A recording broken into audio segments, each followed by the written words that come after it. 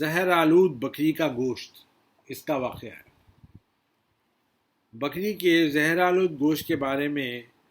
عروہ کی زبانی حضرت عائشہ رضی اللہ تعالیٰ عنہ کے حوالے سے ذکر کرتے ہوئے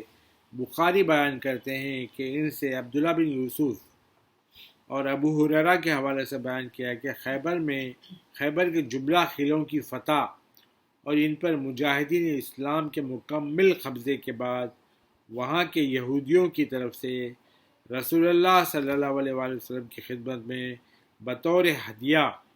بکری کا بھنا ہوا گوشت پیش کیا گیا۔ تو جیسا کہ امام احمد نے بھی بیان کیا ہے کہ آپ نے ان کے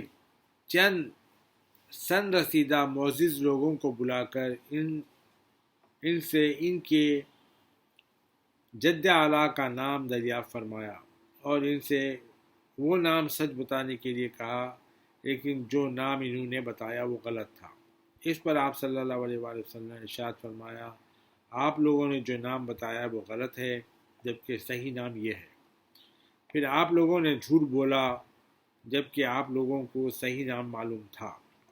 وہ بولے، ہمیں معلوم تو تھا لیکن ہم میں زیادہ مشہور وہی نام ہے جو ہم نے آپ کو بتایا ہے۔ اس کے بعد آپ صلی اللہ علیہ وآلہ وسلم نے ان سے دریافت فرمایا، دوزخی کون ہوتے ہیں؟ وہ بولے، پہلے ہم لوگوں میں جزا و سزا پر ایمان رکھنے والوں کی تعداد بہت کم تھی، لیکن اب وہ گھٹتے گھٹتے بہت معمولی رہ گئی ہے، اور اس میں سے بھی باہم اختلاف پایا جاتا ہے۔ آپ صلی اللہ علیہ وآلہ وسلم نے فرمایا، ہم اہل اسلام میں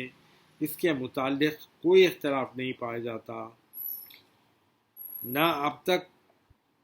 پیدا ہوگا اور نہیں جاتا، اور نہ ابد تک یعنی قیامت تک کوئی اختلاف پیدا ہوگا۔ اس کے بعد رسول اللہ صلی اللہ علیہ وآلہ وسلم نے فرمایا، اچھا اب میں آپ لوگوں سے جو بات پوچھوں گا کیا آپ لوگ اس کے بارے میں مجھے ٹھیک ٹھیک بتائیں گے؟ وہ بولے، جی ابو القاسم، ہم اس کا بالکل ٹھیک اور سچ سچ جواب دیں گے۔ آپ صلی اللہ علیہ وآلہ وسلم نے فرمایا، اچھا تو یہ بتاؤ، اس گوشت میں زہر تم میں سے کس نے ملایا ہے، یا اس گوشت کو زہر آلود کرنے میں تمہیں کس نے آمادہ کیا ہے؟ آپ کے اس سوال کا انہوں نے یہ جواب دیا، یا ابا القاسم، سچ بات یہ ہے کہ ہم لوگوں نے آپسی مشورے سے خود ایسا کیا ہے، کیونکہ ہمیں یقین تھا کہ اگر آپ صلی اللہ علیہ وآلہ وسلم سچے نبی ہیں تو آپ صلی اللہ علیہ وآلہ وسلم کو اس سے کوئی نقصان نہیں پہنچے گا، ورنہ آپ صلی اللہ علیہ وآلہ وسلم ہلاک ہو جائیں گے۔ اس سلسلے میں بخاری بھی عنوان جزیہ کے تحت عبداللہ بن یوسف کے حوالے سے بیان کرتے ہیں۔ دونوں حوالوں سے اس واقعے کے بعد یوں ہی بیان کرتے ہیں کہ العباس الاسم نے بتایا کہ ان سے سعید بن سلیمان اور ابی سلمہ بن عبد الرحمن اور ابو ہریرہ کے حوالے سے بیان کیا گیا، یہود کی ایک عورت آقا دو جہاں صلی اللہ علیہ وآلہ وسلم کی خدمت میں بکری کا بھنا ہوا زہر آلود گوشت ہدیہ پیش کیا تھا، لیکن آپ نے اپنے صحابہ کو اسے کھانے سے روک دیا تھا اور اس عورت سے دریافت فرمایا تھا کہ اسے اس گوشت میں زہر ملانے کے لیے کس نے کہا، تو اس نے جواب دیا تھا، میں نے اس گوشت میں زہر یہ دیکھنے کے لیے ملایا ہے کہ اگر آپ سچے نبی ہیں تو اسے فوراً پہچان جائیں گے، ورنہ نعوذ باللہ ہم لوگوں کا آپ صلی اللہ علیہ وآلہ وسلم سے پیچھا چھوٹ جائے گا۔ آپ صلی اللہ علیہ وآلہ وسلم نے اس عورت کے مندرجہ بالا جواب پر اس سے کوئی اعتراض نہیں فرمایا۔ البتہ امام احمد نے اس میں یہ اضافہ بھی کیا کہ رسول اللہ صلی اللہ علیہ وآلہ وسلم اور آپ کے صحابہ نے اس گوشت سے تھوڑا سا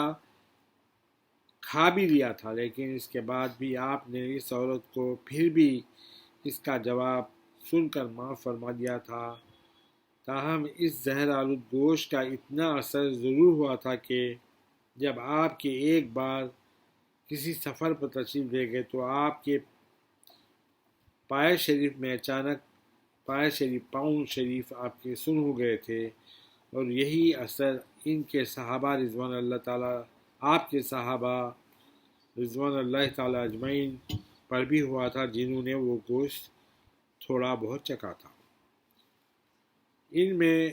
ابو ہند بھی شامل تھے۔ محمد بن عمرو اور ابی سلمہ کے حوالے سے بیان کیا گیا کہ اس زہریلے گوشت کے اثر سے بشر ابن البراء بن معرور وفات پا گئے تھے۔ اس روایت میں رسول اللہ صلی اللہ علیہ وسلم اور آپ کے صحابہ کے پاؤں سن ہونے کا ذکر نہیں کیا گیا۔ البتہ دوسرے راویوں جن میں ابو ہریرہ بھی شامل ہے بیان کرتے ہیں کہ اس گوشت کے اثر سے بشر ابن البراء کی وفات پا جانے پر رسول اللہ صلی اللہ علیہ وسلم نے اس عورت کو قتل کرنے کا حکم دے دیا تھا، اور وہ قتل کر دی گئی تھی۔ آقا دو جہاں صلی اللہ علیہ وآلہ وسلم نے اس مرض کی دوران جس میں آپ نے وفات پائی بشر بن البراء بن معرور کی بہن سے، جو ان دنوں آپ کی عیادت کے لیے حاضر ہوئی تھی، فرمایا یہ اسی گوشت کا زہر کا اثر ہے جو میں نے تمہارے بھائی نے خیبر میں کھایا تھا، کاش میں تمہارے بھائی کو اس کے کھانے سے روک دیا ہوتا۔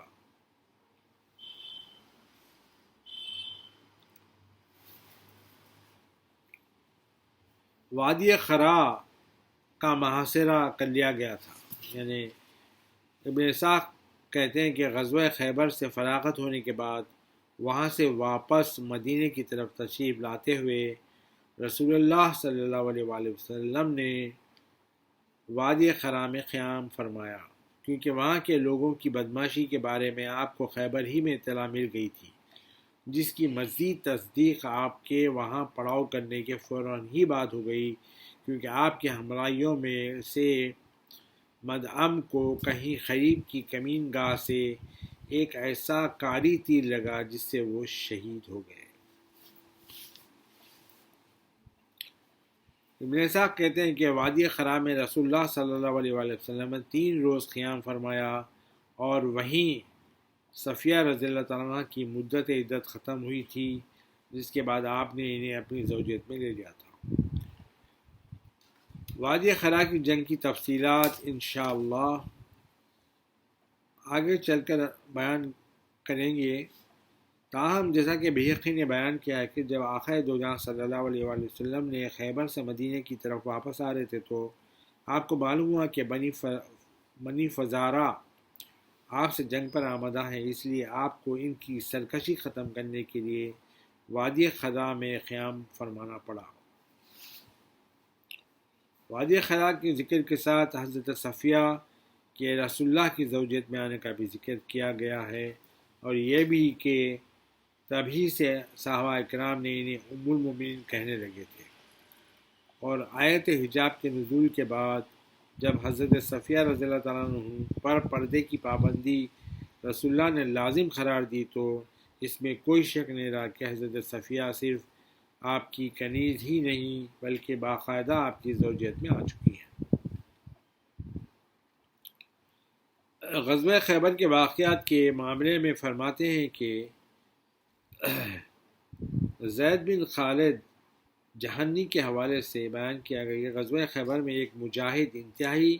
بہادری کا ثبوت دیتے ہوئے شہید ہو گیا تھا، لیکن جب اس کی اطلاع رسول اللہ کو دی گئی تو آپ نے صحابہ اکرام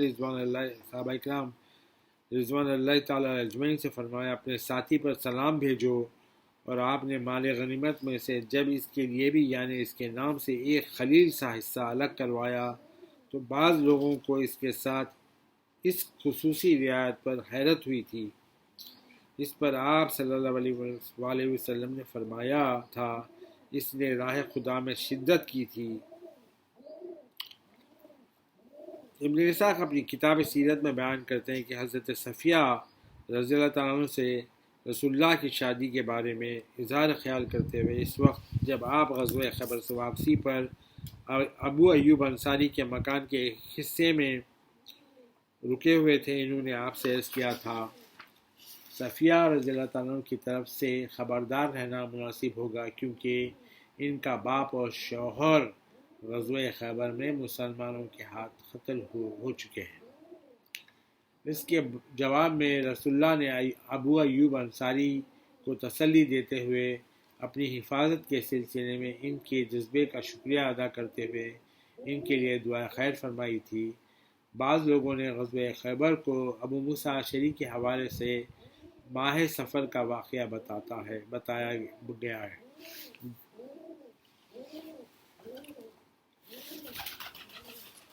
اب شہدائے خیبر، یعنی دوسرے سیرت نگاروں کے تحت غزوہ خیبر میں جن صحابہ اکرام کی شہادت کا ذکر کیا گیا ہے، ان کے اسماء گرامی یہ ہے کہ مہاجرین کے ممتاز لوگوں میں بنو امیہ کے غلام ربیعہ بن اقسم اور سخیف بن عمرو، بنو امیہ کے حلیف رفاع بن مسروع، عبداللہ بن اہیب بن سہیم بن غیرہ اور ان کی بہن کے بیٹے۔ انصار میں بشر بن البراء جو رسول اللہ صلی اللہ علیہ وآلہ وسلم کے ساتھ بکری کا زہر آلود گوشت کھا کر شہید ہوئے، فیصل بن نعمان، مسعود بن سعد، عامر بن زریق، محمود بن مسلمہ، ابو زیاح، حارثہ بن ثابت بن نعمان العمری، حارث بن حاتب، عروہ بن مروہ، حنیف بن حبیب، ثابت ابن اسلح و طلحہ، عمارہ بن اخبا، عامر بن اکو، سلمہ بن اکو، جن کی شہادت کا واقعہ پہلے بیان ہو چکا ہے۔ ابن اسحاق نے اس فہرست میں ابن شہاب کے بیان کردہ جن ناموں کا آخر میں اضافہ کیا ہے، وہ بنی زہرہ کے مسعود بن ربیعہ اور انصار میں بنی عمرو بن عوف کے اوس بن قتادہ کے نام ہیں۔ حجاج بن اللات البہزی کا قصہ۔ ابن اسحاق کہتے ہیں کہ حجاج بن اللات البہزی نے، جو غزوہ خیبر میں رسول اللہ کے ساتھ تھا، اس کی فتح کے بعد آپ سے عرض کیا، یا رسول اللہ، جب میں مکے سے چلا تھا تو اس وقت اپنی بیوی ام شیبہ بنت ابی طلحہ کے پاس کافی زر و نخد چھوڑایا تھا، کافی پیسہ چھوڑایا تھا، اور اس کے بطن سے جو میرا بیٹا بعوض تھا وہ بھی وہیں رہ گیا تھا۔ اس کے علاوہ میں نے قریش مکہ کے ساتھ تجارت میں بھی بہت سارا روپیہ لگا رکھا تھا، اس کا منافع اور اصل نیز میرا کچھ تجارتی مال بھی ابھی تک انہی کے پاس ہے۔ اگر آپ اجازت دیں تو میں وہاں جا کر اپنی یہ سب چیزیں وہاں سے لے آؤں۔ ابن اسحاق کہتے ہیں کہ آقا دو جہاں صلی اللہ علیہ وآلہ وسلم سے اجازت لے کر حجاج بن اللات مکے روانہ ہو گیا، اور وہاں پہنچ کر پہلے جیسا کہ اس نے بیان کیا تھا اپنی بیوی کے پاس گیا، جس نے اس کا سارا زر نقد اس کے حوالے کر دیا۔ اس کے بعد اس نے قریش مکہ کے بڑے بڑے لوگوں سے مل کر کہا، وہ ان کے لیے بڑی خوش کن حیرت و انگیز خبر لایا ہے۔ انہوں نے بڑے اشتیاق سے پوچھا، وہ کیا؟ حجاج بن اللات نے انہیں بتایا کہ محمد صلی اللہ علیہ وآلہ وسلم نے ایک بڑا لشکر لے کر خیبر پر یہ حملہ کیا تھا، لیکن وہاں شکست کھا کر اپنے بے شمار ساتھیوں کے ساتھ اہل خیبر کے ہاتھوں گرفتار ہو گئے۔ مجھے یہاں حی بن اخطب اور ابن حقیق نے آپ لوگوں کے پاس یہ اطلاع دے کر بھیجا ہے کہ وہ محمد صلی اللہ علیہ وآلہ وسلم اور ان کے گرفتار شدہ ساتھیوں کو لے کر یہاں آ رہے ہیں، تاکہ آپ لوگ ان سے اپنے اگلے پچھلے بدلے لے سکیں، چکا سکیں۔ ابن اسحاق حجاج بن اللات کی زبانی مزید بیان کرتے ہیں کہ مشرکین مکہ جو آپس میں سودی لین دین اور تجارتی مال کا تبادلہ کیا کرتے تھے اور یہی کاروبار خیبر کے یہودیوں کے ساتھ بھی کرتے تھے، حجاج کی زبانی مذکورہ والا خبر سن کر حد سے زیادہ خوش ہوئے اور ان کا جو نقد اور تجارتی سامان جو ان کے پاس بطور امانت رکھا ہوا تھا اسی خوشی میں سب انہیں لوٹا دیا۔ لیکن ابھی وہ اس خوشی کی خبری کی ایک دوسرے کو مبارک دیتے پھر رہے تھے کہ حجاج ابو الفضل عباس بن عبد المطلب کے پاس جا پہنچا اور ان سے کہا کہ اگر وہ کسی اور کو نہ بتائیں تو وہ ایک خوشخبری سنانا چاہتے ہیں۔ حضرت عباس بن عبد المطلب نے رازداری کا وعدہ کر لیا تو حجاج نے بتایا کہ آپ کے بھتیجے رسول اللہ صلی اللہ علیہ وآلہ وسلم نے خیبر کے یہودیوں کے سارے قلعے فتح کر لیے ہیں، جس میں بے شمار یہودی مارے گئے اور رسول اللہ صلی اللہ علیہ وآلہ وسلم اور آپ کے صحابہ کے ہاتھ بہت بڑی مقدار میں مال غنیمت آیا ہے۔ اس کے علاوہ صفیہ بنت حی ابن احتب بھی بطیب خاطر رسول اللہ کی زوجیت میں آ گئی ہیں، کیونکہ ابن حقیق کے علاوہ ان کے باپ اور شوہر دونوں غزوہ خیبر میں قتل ہو گئے تھے۔ حضرت عباس بن عبد المطلب رضی اللہ تعالیٰ عنہ کو یہ خبر سنا کر حجاج ان سے بولے، میں 3 روز کے بعد یہاں سے چلا جاؤں گا۔ یہ بات میری بیوی کو معلوم ہے اور اسے یہ بھی معلوم ہے کہ مسلمان ہو گیا ہوں، لیکن اگر یہ بات آپ کے علاوہ کسی اور کو معلوم ہو گئی تو قریش مکہ مجھے قتل کر دیں گے، اس لیے جیسا کہ آپ نے وعدہ کر لیا ہے یہ بات 3 روز تک انہیں نہ بتائیں تو میں آپ کا حد درجہ ممنون ہوں گا۔ ابن اسحاق کہتے ہیں کہ عباس بن عبد المطلب کے علاوہ وہ مسلمان بھی جنہوں نے خفیہ طور پر ان کے مکان میں پناہ لے رکھی تھی، حجاج بن اللہ کی زبانی یہ خبر سن کر بہت خوش ہوئے اور حضرت عباس جو بظاہر قریش مکہ کے ساتھ تھے دل سے اپنے بھتیجے یعنی رسول اللہ صلی اللہ علیہ وآلہ وسلم کی کامیابی کی خواہشمند تھے، چنانچہ انہوں نے قول مرداں جاندار کا پورا ثبوت دیا اور پورے 3 دن کے بعد جب یہ خبر حریم کعبہ قریش مکہ کو سنائی تو ان کے ہوش ٹھکانے آ گئے، لیکن اب قریش کا غم و غصہ سب بعد از وقت تھا، یعنی اب وہ چلے گئے تھے حجاج، اس کے بعد تھا تو کیا فائدہ غصہ کر کے۔ حجاج بن اللہ کی اس روایت کو کئی مستند حوالوں کے ذریعے بیان کیا ہے۔ حجاج مکے کے بڑے کثیر المال افراد میں شمار ہوتے تھے اور ان کے لیے یہ بھی بڑے امتیاز کی بات تھی کہ ان کی شادی عبدالدار بن قصی کی بہن ام شیبہ سے ہوئی تھی اور عرض بنی سلیم میں ان کی کانیں تھیں، یعنی بہت سارے کوئلے کے کئی قسم کے کانے ہوتے ہیں نا، اور ان پر قریش مکہ کو بڑا ناز تھا، لیکن اب وہ ان کی جانی دشمن بن گئے۔